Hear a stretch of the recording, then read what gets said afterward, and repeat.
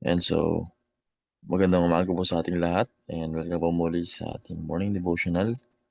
And ako po ang inyong presider at pasensya po, di po ako mag-open ng camera dahil sira po yung camera and ngayon po ay tayo po ay dadako na sa ating pagsisimula ng ating opening song and opening prayer naman po ni Sister Angela Boco at ating pong ang magbabahagi ng mensahe ay si Brother Japet Boco. Tinapper po niya ay ang closing song at closing prayer po ng ating speaker. So ngayon po tayo na pong ngayon ay umawit na ng ating panimulang awit.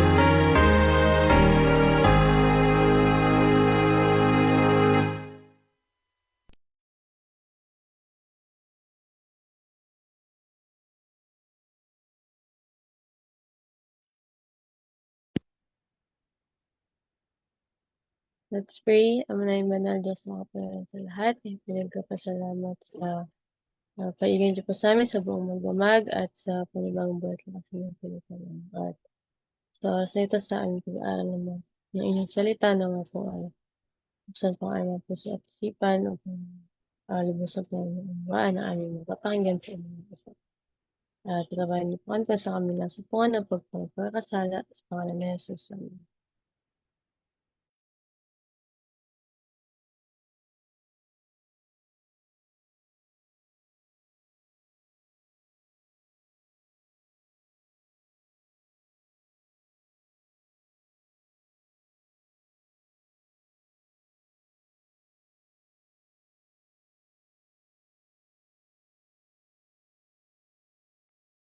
Diyos po, sino po pwede magpa-share screen po sa devotional po?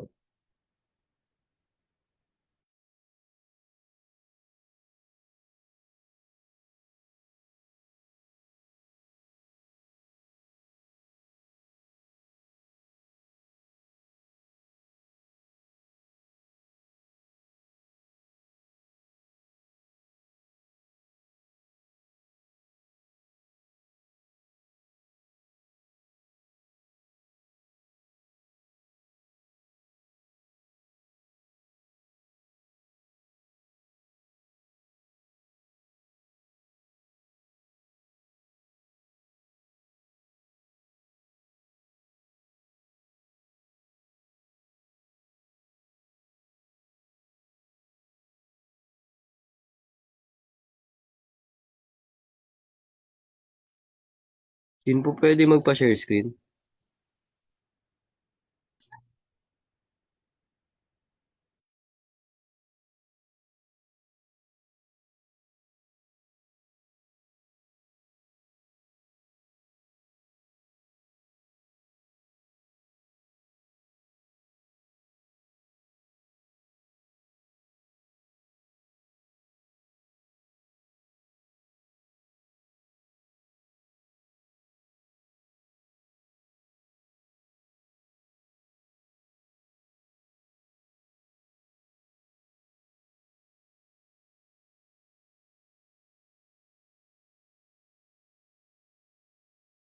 Yes, maraming salamat po.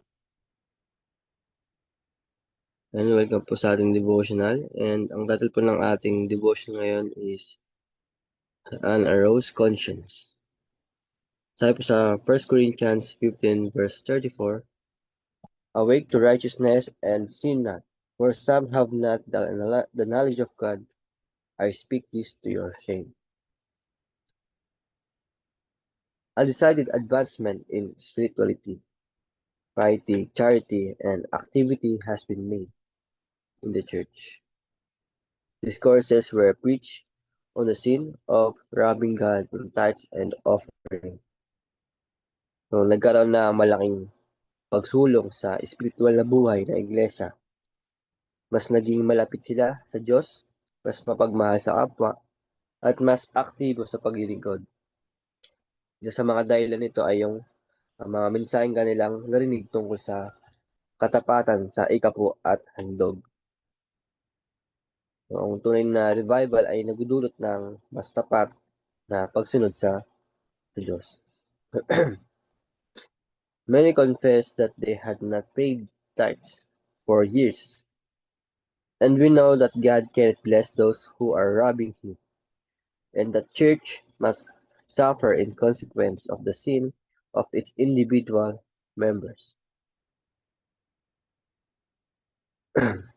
So maraming miyembro ang umamin na matagal na silang hindi nagsauli ng ikapu. Ipinapaalala rin rito na hindi lubos na mapagpapala ng Diyos ang mga taong sadyang hindi tapat sa Kanya. Kapag may mga miyembrong hindi sumusunod, is naapektuhan din ang buong iglesia. Ang ating personal na katapatan ay may epekto sa buong sambahayan ng pananampalataya. One brother said that for 2 years he had not paid his tithes, and he was in despair.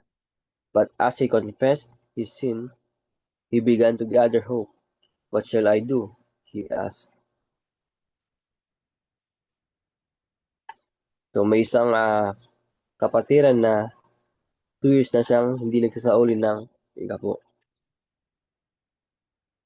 At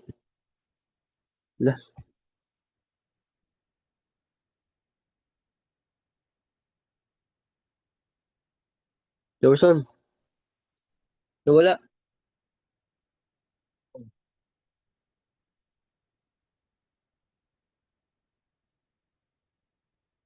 Ayan. At yun nga po, sabi dito is, may isang kapatiran na 2 taon na siya hindi nagsauli ng ikapu. So dahil dito siya ay nawalan ng kapayapaan at pag-asa. Ngunit nung inamin niya na sa kanyang pagkakamali is nagsimula siyang magkaroon muli ng pag-asa.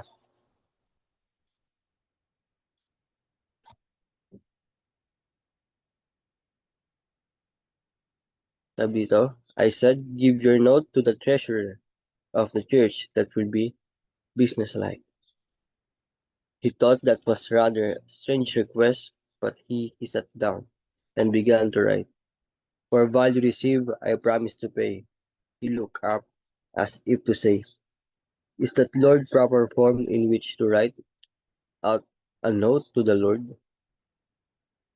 So, pinayuhan siyang gumawa ng nakasulat na pangako na pabayaran niya ang kanyang pagkakautang sa Diyos.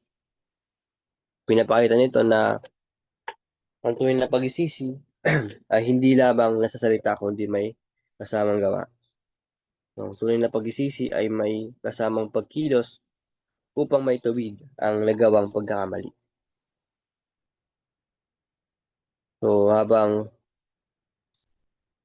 ano pa dito, yes, he continued for value received. Have I not been receiving the blessing of God day after day? Have not angels guarded me? Has not the Lord blessed me with all spiritual and temporal blessings? For value received, I promise to pay the sum of $571.50 to the church treasurer. After doing all he could do on his part, he was a happy man. In a few days he took up his note and paid his tithe into the treasury. He had also made a Christmas donation of $125. So, habang sinusulat niya ang kanyang pangako, naalala niya ang lahat ng pagpapalang natanggap niya mula sa Diyos. Proteksyon, kalusugan, kabuhayan, at mga pagpapalang espiritual. Napagtanto niyang napakarami na niyang natanggap mula sa Panginoon. So, kapag naaalala natin ang kabutihan ng Diyos, mas nagiging handa tayong maging tapat sa Kanya.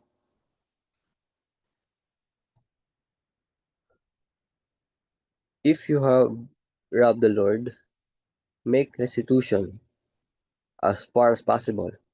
Make the past right, and then ask the Savior to pardon you.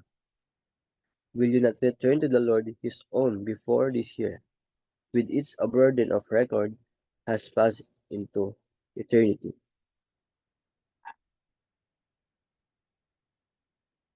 So, pagkatapos niyang gawin ang kanyang bahagi, nakaramdam siya ng kapayapaan at kagalakan.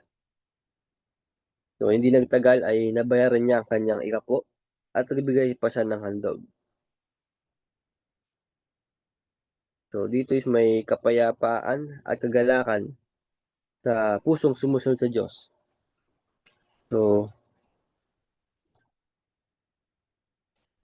So, may iba pang mga kapatid na sumunod sa kanya, sa kanyang halimbawa. So, kahit hindi pa nila agad mabayaran ang lahat, is nagpasya silang maging tapat at isaayos ang kanilang tungkulin sa Diyos. So, ito ang panawagan ng mensahe kung tayo ay nagkulang sa Diyos, na inaanyaan niya tayo magsisi, ituwid ang ating pagkakamali hanggat maaari at humingi ng kapatawaran. So, huwag natin ipagliliban ang paggawa ng tama. Dito nga sa mensahe ito ay hindi lamang tungkol sa pera o ikapo. Ito ay tungkol sa katapatan, pagsisisi at pagpahalaga sa mga pagpapala ng Diyos. So kapag kinilala natin ang kabutihan ng ating Panginoon at naging tapat sa Kanya, nagkakaroon tayo ng kapayapaan sa puso at mas malalim na relasyon sa Diyos. So, ang tanong para sa bawat isa sa atin ay, meron bang bahagi ng ating buhay na kailangan nating isaul sa Diyos? So kung meron, handa tayo ng Panginoon na patawarin at tanggapin tayo kapag tayo ay lumapit sa Kanya na may tapat na puso. So ngayon po ang pinaka mabuting panahon upang ituwid ang nakaraan at muling magpasakop sa Kanyang kalooban.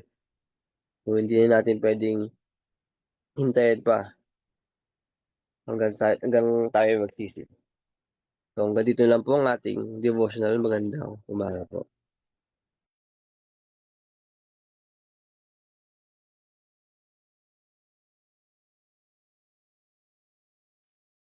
Yan, so maraming salamat po, Brother Japet.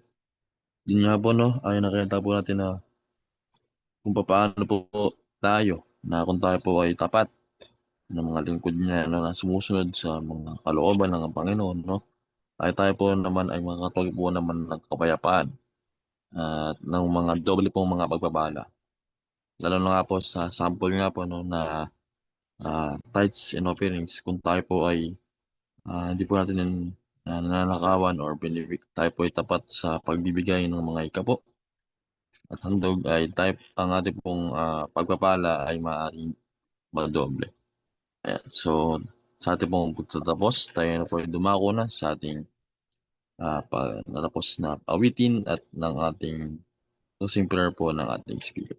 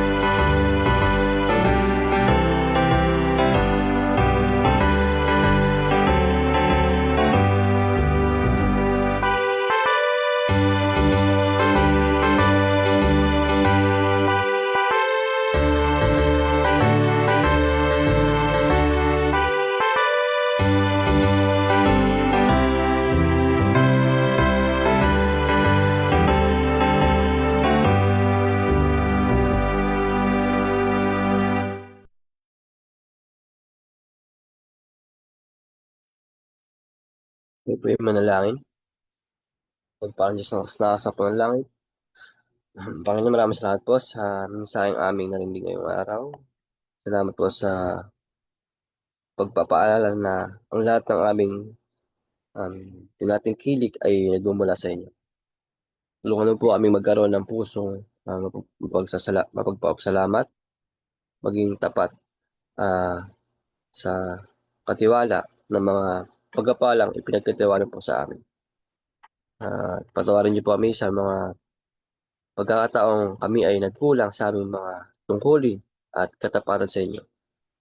Bigyan niyo po kami ng pakumbabang puso na handang sumunod sa inyong kalooban at ituwid ang anumang pagkukulang namin.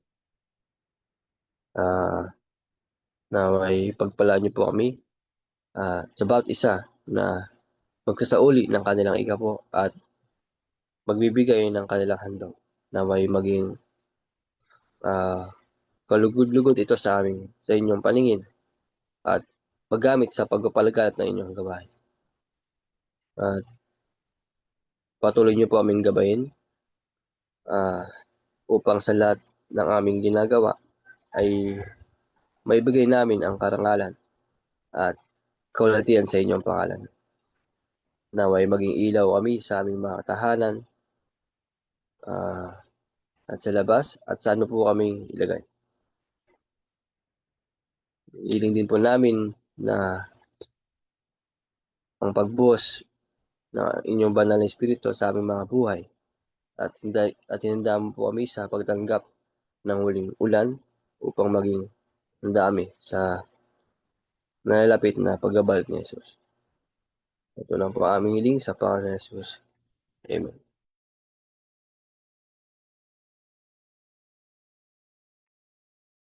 Ayan, maraming salamat po, Brother Japet, at sa mga sumama sa ating programa at sa pag-aaral, sa nakasubaybay po sa Facebook Live at maging sa dito. Lakad po kayong inanyayahan mamayang gabi po sa ating evening devotional po ng oras ng 6 p.m. at morning po devotional agad ng oras ng 5 a.m. So muli magandang umaga sa ating lahat and God bless us all. Thank you.